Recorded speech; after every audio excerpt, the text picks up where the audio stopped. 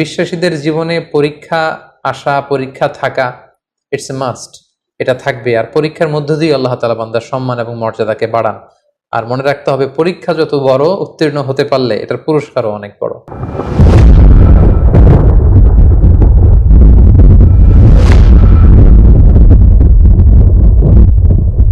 আসসালামু আলাইকুম ওয়া রাহমাতুল্লাহি ওয়া বারাকাতুহু। নাহমাদুহু ওয়া নুসাল্লি আলা রাসূলিহিল কারীম। আম্মা বা'দু ফাআউযু বিল্লাহি মিনাশ শাইতানির রাজীম। বিসমিল্লাহির রহমানির রহিম। সাইয়্যিদুনা আইয়ুব আলাইহিস সালাম কোরআনে বর্ণিত 25 জন নবীর মধ্য থেকে অন্যতম একজন নবী। ইবনু কাসিরের বর্ণনা অনুযায়ী সাইয়েদনা ইসহাক আলাইহিস সালামের 2 জন যমজ পুত্র ছিল। একজন হচ্ছেন ইয়াকুব আলাইহিস সালাম, আরেকজন হচ্ছেন ঈস। সাইয়েদনা আইয়ুব আলাইহিস সালাম এই ঈসের বংশধর। তিনি ছিলেন ইসহাক আলাইহিস সালামের ছেলে, ঈসের নাতির ছেলে বা প্রপৌত্র। ফিলিস্তিনের দক্ষিণ সীমান্তের হুরান এলাকায় সাইয়েদনা আইয়ুব আলাইহিস সালামের জন্ম। সাইয়েদনা আইয়ুব আলাইহিস সালামের দাওয়াতি অভিযাত্রা বা উনি কোন উম্মতের কাছে প্রেরিত হয়েছেন তাদের বর্ণনা, তারা কি অ্যাকসেপ্ট করেছিল নাকি বিরোধিতা করেছিল, বা তাদের উপর কোনো শাস্তি এসেছিল কিনা, কোনো মুআজিজা, এর কোনো কিছুই কোরআনে কিন্তু বর্ণিত হয়নি। কোরআনে যে বর্ণনাটি এসেছে কেবলমাত্র 2টি সূরায় সাইয়েদনা আইয়ুব আলাইহিস সালামের ব্যাপারে আমরা জানতে পারি, যেখানে আল্লাহ তাআলা বলেছেন যে আইয়ুব আলাইহিস সালামকে আল্লাহ তাআলা কঠিন পরীক্ষায় ফেলেছিলেন। সিভিয়ার স্কিন ডিজিজ হয়েছিল, ওনার এমন এক ধরনের চর্মরোগ হয়েছিল বা দেহে এমন ধরনের পচনশীল একটা রোগ হয়েছিল, দেহে পচন ধরে গিয়েছিল, ফলে ওনার আশেপাশের লোকজন ওনাকে ছেড়ে অনেক দূরে চলে গিয়েছিল। উনি স্বাস্থ্যগতভাবে অনেক বেশি কষ্ট পেয়েছিলেন এই অসুস্থতায়, এই রোগে। কেউ কেউ এটাকে কুষ্ঠরোগ বলেছেন, কেউ এটাকে চর্মরোগ বলেছেন। এটা দিয়ে আল্লাহ তাআলা সাইয়েদনা আইয়ুব আলাইহিস সালামকে দীর্ঘদিন তিনি পরীক্ষা নিয়েছিলেন। পাশাপাশি ওনার অনেক সম্পদ ছিল, এই সম্পদগুলো ধ্বংস হয়ে গিয়েছিল, ওনার ছেলেমেয়েরা ইন্তেকাল করেছিল। এরকম একটি ভয়ঙ্করতম পরীক্ষার মধ্য দিয়ে তিনি জীবন কাটিয়েছেন এবং ধৈর্যের পরাকাষ্ঠা দেখিয়ে আল্লাহ তাআলার কাছে সম্মানিত হয়েছিলেন। তিনি এতটাই ধৈর্যের উৎকৃষ্ট নমুনা স্থাপন করতে পেরেছিলেন যে আল্লাহ তাআলা ওনাকে সবের বলে আখ্যা দিয়েছেন, অর্থাৎ ধৈর্যশীল এবং নে'মাল আবদ বা অতি উত্তম বান্দা, সুন্দর বান্দা বলে সূরা সদে আল্লাহ তাআলা উল্লেখ করেছিলেন। আমরা যদি সরাসরি কালামুল্লাহ মাজিদের দিকে তাকাই তাহলে দেখব যে সূরাতুল আম্বিয়া এবং সূরাতুস সদ, এই 2টি আয়াতে আল্লাহ তাআলা আইয়ুব আলাইহিস সালামের ব্যাপারে আলোচনা করেছেন। সূরাতুল আম্বিয়াতে আল্লাহ তাআলা বলছেন, ওয়া আইয়ুবা ইয নাদা রাব্বাহু আন্নী মাসসানিয়াদ দুররু ওয়া আনতা আরহামুর রাহিমিন। অর্থাৎ হে নবী, স্মরণ করুন আমার প্রিয় বান্দা আইয়ুব আলাইহিস সালামের কথা, যখন তিনি তার রবকে ডেকেছিলেন, মানে আল্লাহ তাআলাকে ডেকে আইয়ুব আলাইহিস সালাম বলেছিলেন যে আন্নী মাসসানিয়াদ দুররু, হে আল্লাহ, আমাকে রোগ পেয়ে বসেছে, কষ্ট পেয়ে বসেছে, আমি রোগাক্রান্ত, আমি জরাগ্রস্ত, আমি রোগাগ্রস্ত। ওয়া আনতা আরহামুর রাহিমিন, আল্লাহ আপনি তো মেহেরবান, আপনি তো দয়াময়, আপনি সব দয়াময়ের চাইতে বড় দয়াময়। দেখেন, এত দীর্ঘদিন আইয়ুব আলাইহিস সালাম প্রায় 13 বছর এই সিভিয়ার স্কিন ডিজিজ বা চর্মরোগে আক্রান্ত হয়েও তিনি আল্লাহকে বলেন যে আল্লাহ আপনি আমাকে রোগ নিরাময় করে দেন, আপনি আমাকে শিফা দেন, আপনি আমাকে সুস্থ করে দেন। এটা বলেননি, এটা ওনার একটা অ্যাটিটিউড। আমরা যদি রোগাক্রান্ত হই, শিফা চাওয়া, সুস্থ হওয়ার জন্য দোয়া করা, এটা জায়েজ আছে। শুধু জায়েজই নয়, এটি সুন্নাহ। রাসূল সাল্লাল্লাহু আলাইহি ওয়াসাল্লাম নিজেও শিফার জন্য দোয়া করতেন। কিন্তু সাইয়্যিদুনা আইয়ুব আলাইহিস সালাম এক্ষেত্রে ব্যতিক্রম। তিনি আল্লাহ তাআলার কাছে দোয়া করেন যে আল্লাহ আমাকে সুস্থ করে দেন। তিনি কি বলেছেন? তিনি বলেছেন আন্নী মাসসানিয়াদ দুর, হে আল্লাহ আমার কষ্ট হচ্ছে, আল্লাহ আমাকে রোগ পেয়ে বসেছে, আমি রোগাক্রান্ত, আর আপনি তো মেহেরবান। এতটুকু বলেছেন। কারণ ওনার অ্যাটিটিউডটা হচ্ছে এরকম, রোগ দিয়েছেন আল্লাহ, আমি যে কষ্ট পাচ্ছি এটাও দেখছেন আল্লাহ। সো আল্লাহ যদি রোগ দিয়ে খুশি, আমি রোগ পেয়ে খুশি। তাই এই রোগ আমার থেকে উঠিয়ে নেন, এটা আমি বলতে পারবো না। আমাকে শিফা দেন, এই রোগ আমার থেকে দূর করেন, আমি এটা বলতে চাই না। আমার কি অবস্থা, আমার কতটুকু কষ্ট যন্ত্রণা আল্লাহ তাআলা দেখছেন। তাই তিনি বলেছিলেন, হে আল্লাহ আমাকে রোগ পেয়ে বসেছে, আমি রোগাক্রান্ত আল্লাহ, আর আপনি তো মেহেরবান, আমি রোগী আর আপনি তো দয়াময়।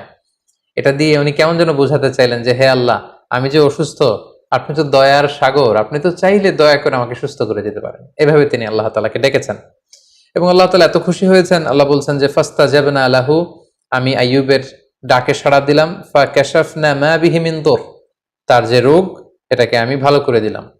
কোন রোগে আক্রান্ত হয়েছিলেন এ ব্যাপারে সুস্পষ্ট কিছু জানা যায় না, যদিও অনেক মুফাসসিরিন ইকরাম অনেক ধরনের মন্তব্য করেছেন।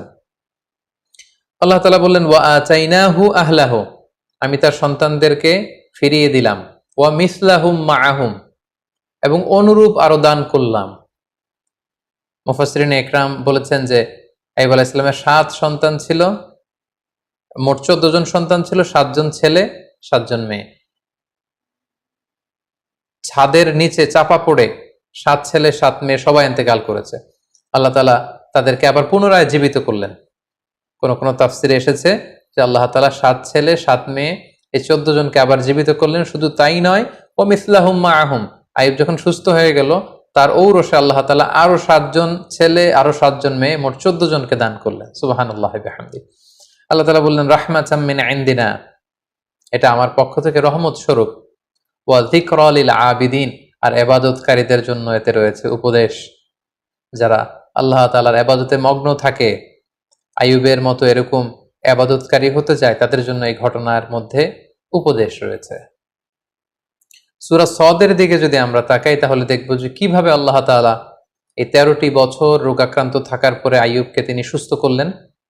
আল্লাহ তাআলা ইরশাদ করছেন উরকুব বিরিজলিকা হাযা মুগতাসালুম বারিদুন ওয়া শারাব, অর্থাৎ হে আইয়ুব, আইয়ুব আলাইহিস সালাম যখন বললেন যে আল্লাহ আমার কষ্ট হচ্ছে, আপনি তো মেহেরবান, আল্লাহ তাআলা তখন আইয়ুব আলাইহিস সালামকে বললেন যে উরকুব বিরিজলিক, অর্থাৎ হে আইয়ুব তুমি তোমার পা দিয়ে জমিনে আঘাত করো, হাযা মুগতাসালুন বারিদ, সাথে সাথে এখান থেকে ঠান্ডা এক ধরনের ঝর্ণার পানি নিঃসরিত হবে, ওয়া শারাব, এবং এখান থেকে খাওয়ার পানি নিঃসরিত হবে। আল্লাহু আকবার। 13 বছর পর আল্লাহ প্রত্যাদেশ করলেন পা দিয়ে আঘাত করো, তিনি পা দিয়ে আঘাত করলেন, সাথে সাথে এখানে ঠান্ডা পানি মজুদ হয়ে গেল। এই ঠান্ডা পানি দিয়ে আইয়ুব আলাইহিস সালাম গোসল করলেন। গোসল করার সাথে সাথে আল্লাহ তাআলার মেহেরবানিতে তার দেহের সব চর্মরোগ, কুষ্ঠরোগ, ক্ষতিকারক সব কিছু দেহ থেকে ঝরে পড়ে তিনি সতেজ সবল, আগের মতো সেরকম এনথিউজিয়াস্টিক, ওনার স্ট্যামিনা, এনার্জি, শক্তি সব তিনি ফিরে পেলেন। এবং আল্লাহ তাআলা বললেন ওয়া শারাব, এবং এখান থেকে খাও। তিনি এই ঠান্ডা পানি যখন পান করলেন তিনি আগের মতো সতেজ সবল তিনি হয়ে গেলেন। আল্লাহ তাআলা বললেন ওয়া ওয়াহাবনা লাহু আহলাহু ওয়া মিসলাহুম মাআহুম, আমি তার সন্তানদেরকে ফিরিয়ে দিলাম এবং অনুরূপ সন্তান আমি আবার তাকে দান করলাম। যেটা আমরা একটু আগে উল্লেখ করেছি যে অনেক মুফাসসিরিন ইকরাম বলেছেন 7 ছেলে 7 মেয়ে ছিল, ওনার ব্যবসা প্রতিষ্ঠান ধ্বংস হয়ে গিয়েছে, ঘরের ছাদের নিচে চাপা পড়ে 7 ছেলে 7 মেয়ে ইন্তেকাল করেছে, আল্লাহ তাআলা তাদেরকে আবার জীবিত করে দিলেন এবং পরবর্তীতে আরো 7 7 14 জন সন্তান তাদেরকে ফিরিয়ে দিলেন। আবার নতুন করে আরো 7 জন ছেলে, আরো 7 জন মেয়ে, আরো 14 জন সন্তান সন্ততি আল্লাহ তাআলা আইয়ুব আলাইহিস সালামের ঔরসে দান করলেন। আল্লাহ তাআলা বললেন রাহমাতাম মিন ইনদিনা, আমার পক্ষ থেকে রহমত স্বরূপ আমি এটা দিয়েছি, ওয়া যিকরা লিউলিল আলবাব, এবং যারা জ্ঞানী তাদের জন্য আমি এখানে উপদেশ রেখে দিয়েছি। এবং এই আয়াতের সর্বশেষে তিনি উল্লেখ করলেন ইন্না ওয়াজদানাহু সাবিরান, আমি আমার আইয়ুবকে ধৈর্যশীল পেয়েছি। সুবহানাল্লাহ। আল্লাহ তাআলার পক্ষ থেকে এরকম একটি সার্টিফাই করা, এরকম উপাধি দেয়া যে আমি আমার আইয়ুবকে সবের পেয়েছি, ধৈর্যশীল বান্দা পেয়েছি। ইন্নাহু নি'মাল আবদু ইন্নাহু আওয়াব, নিশ্চয় সে উত্তম বান্দা, সে আমার অত্যন্ত ভালো একজন বান্দা, উত্তম বান্দা, সুন্দর বান্দা। ইন্নাহু আওয়াব, সে সবসময় আমার দিকে ফিরে আসে, সে রব অভিমুখী, সে আল্লাহ অভিমুখী। সুবহানাল্লাহ বিহামদি। তাহলে এই আয়াত থেকে তিনি 13 বছর অসুস্থ থাকার পরে কোন প্রক্রিয়ায় সুস্থ হলেন সেটা জানলাম। পায়ের আঘাতে আল্লাহ তাআলা ঝর্ণার ব্যবস্থা করলেন বা কুয়ার ব্যবস্থা করলেন, সেই পানি তিনি পানি দিয়ে গোসল করলেন, তিনি পান করলেন, আল্লাহ তাআলা তাকে সুস্থ করে দিলেন, ওনার সম্পদ ফিরিয়ে দিলেন, সন্তান ফিরিয়ে দিলেন, এবং তাকে আল্লাহ তাআলা ধৈর্যশীল এবং উত্তম বান্দা বলে ঘোষণা করলেন। এবং অনেক মুফাসসিরিন ইকরাম উল্লেখ করেছেন যে উনি যখন অসুস্থ ছিলেন, চর্মরোগে আক্রান্ত, ওনার আত্মীয় স্বজন প্রতিবেশী সবাই ওনার থেকে মুখ ফিরিয়ে দূরে চলে গিয়েছে, কেবল ওনার স্ত্রী ওনাকে ছেড়ে দূরে কোথাও যায়নি। ওনার স্ত্রী অন্য জায়গায়, মানুষের বাড়িতে বাড়িতে বিভিন্ন জায়গায় তিনি কাজ করতেন, কাজের বিনিময়ে যে অর্থ পেতেন এটা দিয়ে তিনি স্বামীর জন্য খাবার কিনে আনতেন, স্বামীর সেবা শুশ্রূষা করতেন। এই 13টি বছর তিনি তার অসুস্থ স্বামী আইয়ুব আলাইহিস সালামকে আগলে রেখেছিলেন, স্বামীকে ছেড়ে তিনি কোথাও চলে যাননি। সম্মানিত সুধী, এ পর্যায়ে আমরা আইয়ুব আলাইহিস সালামের জীবনী থেকে কিছু লাইফ লেসন আপনাদের সাথে শেয়ার করব। প্রথম যে লেসনটি আমরা পাই সেটা হচ্ছে sickness could be a test. আমরা প্রায় অসুস্থ হয়ে পড়ি, আমাদেরকে মনে রাখতে হবে এই অসুস্থতা কিন্তু আল্লাহ তাআলার পক্ষ থেকে একটি পরীক্ষা। আমরা কখনো সুস্থ থাকি, কখনো অসুস্থ থাকি। আল্লাহ তাআলা আমাদেরকে কাউকে সুস্থ রেখে পরীক্ষা করেন, তিনি দেখেন যে সুস্থ থেকে আমরা আল্লাহ তাআলার শুকরগুজার হই কিনা। আবার মাঝে মাঝে তিনি আমাদেরকে অসুস্থ করেও তিনি আমাদেরকে পরীক্ষা করেন, তিনি দেখতে চান যে অসুস্থ অবস্থায় আমরা ধৈর্য ধারণ করি কিনা। তো আমাদের পুরো জীবন প্রক্রিয়াটাই কিন্তু একটা পরীক্ষার মধ্য দিয়ে যাচ্ছে। আমরা কেউ ধনী, কেউ গরিব, কাউকে আল্লাহ ধনী বানিয়ে পরীক্ষা করেন, কাউকে গরিব বানিয়ে পরীক্ষা করেন, কাউকে সুস্থ রেখে পরীক্ষা করেন, কাউকে অসুস্থ রেখে পরীক্ষা করেন। সো অসুস্থতা কিন্তু আল্লাহ তাআলার পক্ষ থেকে একটি বড় পরীক্ষা, এবং এই অসুস্থ অবস্থায় আমরা সঠিক সময়ে সঠিক রেসপন্সটুকু করছি কিনা, দ্যাট ইজ দ্য কোশ্চেন। এবং আমরা ধৈর্যশীল বান্দাদের অন্তর্ভুক্ত হচ্ছি কিনা সেটা হচ্ছে আমাদের দেখবার বিষয়। আমরা যারা অসুস্থ থাকি, আমরা আসলে কতটুকু অসুস্থতা ভোগ করছি। কেউ আমরা 2 মাস, 3 মাস, 4 মাস অসুস্থ থেকে অনেক সময় বলি যে আমার থেকে অসুস্থতা যাচ্ছে না, আল্লাহ তাআলা কি আমাকে দেখেন না, তিনি কি আমাকে সুস্থ করবেন না? আমরা কি একটু আইয়ুব আলাইহিস সালামের জীবনের দিকে খেয়াল করেছি? তিনি টানা 13টি বছর অসুস্থ থাকার পরেও আল্লাহ তাআলাকে বলেননি আল্লাহ যে আমাকে সুস্থ করে দেন। যদিও সুস্থ করে দেন বলা জায়েজ, কিন্তু তিনি বলেছেন যে আল্লাহ আপনি তো মেহেরবান। সো আমরা অসুস্থ অবস্থায় যেন ধৈর্য ধারণ করতে পারি, আল্লাহ তাআলার উপর আস্থা এবং বিশ্বাস যেন আমরা অটুট রাখতে পারি, সেটা হচ্ছে আইয়ুব আলাইহিস সালামের জীবনী থেকে আমাদের জন্য প্রথম শিক্ষা। দ্বিতীয় যে শিক্ষাটি আমরা পাই সেটি হচ্ছে বড় পরীক্ষায় বড় পুরস্কার লাভ হয়। আল্লাহর হাবিব সাল্লাল্লাহু আলাইহি ওয়াসাল্লাম ইরশাদ করেছেন, ইন্না ইযামাল জাযাই মা ইযামিল বালা। অর্থাৎ পরীক্ষা যদি বড় হয় সেটার পুরস্কারও হতে হয় বড়। আমরা যদি আইয়ুব আলাইহিস সালামের জীবনের দিকে দেখি যে তিনি কত বড় পরীক্ষা দিয়েছেন। আমরা 1 মাস 2 মাস অসুস্থ থাকলেই বলি যে আল্লাহ তাআলা কি আমাকে দেখে না, আমি কতটা অসুস্থ, তিনি কি আমাকে সুস্থ করবেন না? কিন্তু আইয়ুব আলাইহিস সালাম টানা 13 বছর তিনি অসুস্থ ছিলেন। এটার কারণে তার পুরস্কারটাও ঠিক সেই রকম বড়। তার সন্তানকে আল্লাহ তাআলা নিয়ে গিয়েছিলেন, তার সম্পদ শেষ হয়ে গিয়েছিল, আল্লাহ তাআলা সম্পদ ফিরিয়ে দিলেন। তিনি অসুস্থ হয়েছিলেন, চর্মরোগে আক্রান্ত ছিলেন, তিনি একেবারে সতেজ হয়ে গেলেন, শক্তিশালী হয়ে উঠলেন। যে সন্তানগুলো ইন্তেকাল করেছিল আল্লাহ জীবিত করে দিলেন, নতুন সেই পরিমাণের সন্তান সন্ততি আল্লাহ তাআলা তার ঔরসে দান করলেন। এই যে অভাবনীয় নাজ নেয়ামত আল্লাহ তাআলা কেন দিয়েছেন? কারণ তার পরীক্ষাটা ছিল অত্যন্ত ভয়ঙ্কর। পরীক্ষা যদি বড় হয় তার পুরস্কারও বড়। এবং নবীদের জীবনে যদি আমরা খেয়াল করি তাহলে দেখব যে নবীদেরকে আল্লাহ তাআলা অনেক বড় বড় পরীক্ষা নিয়েছেন। আল্লাহর হাবিব সাল্লাল্লাহু আলাইহি ওয়াসাল্লাম বলেছেন যে আশাদ্দুন নাসি বালাআন আল আম্বিয়া। মানুষদের মধ্যে থেকে আল্লাহ তাআলা সবচেয়ে বেশি বালা মুসিবতে ফেলেছেন নবীদেরকে। সুম্মাল আমসাল ফাল আমসাল, এরপরে নবীদের পরবর্তীতে যাদের অবস্থান তাদেরকে। এবং ফাইয়ুবতালা রাজুলু আলা হাসাবি দীনি, ব্যক্তির দিনদারি অনুসারে তাকে আল্লাহ তাআলা পরীক্ষা নিয়ে থাকেন। যে যত আল্লাহওয়ালা তার জীবনে পরীক্ষা তত বেশি। সো আপনি যদি খুব বেশি পরীক্ষার সম্মুখীন হন, জীবনে যদি আপনার খুব বেশি স্ট্রাগল করতে হয়, আপস এন্ড ডাউনস থাকে, বারবার অসুস্থ হয়ে পড়েন, তার মানে এই না যে আল্লাহ তাআলা আপনাকে পছন্দ করছেন না, বরং আল্লাহ তাআলা আপনাকে বেশি পছন্দ করেন বলেই, বরং আল্লাহ তাআলা আপনার সম্মান মর্যাদা আরো বাড়িয়ে দিতে চান বলেই আল্লাহ তাআলা আপনাকে বেশি বেশি পরীক্ষা করেন এবং অসুস্থ রাখেন। আমরা অনেক সময় বিপদে পড়লে, মুসিবতে পড়লে, অসুস্থ হলে অসন্তুষ্ট হই। আর সাহাবারা বিপদে না পড়লে, অসুস্থ না হলে তারা চিন্তিত হয়ে যেতেন।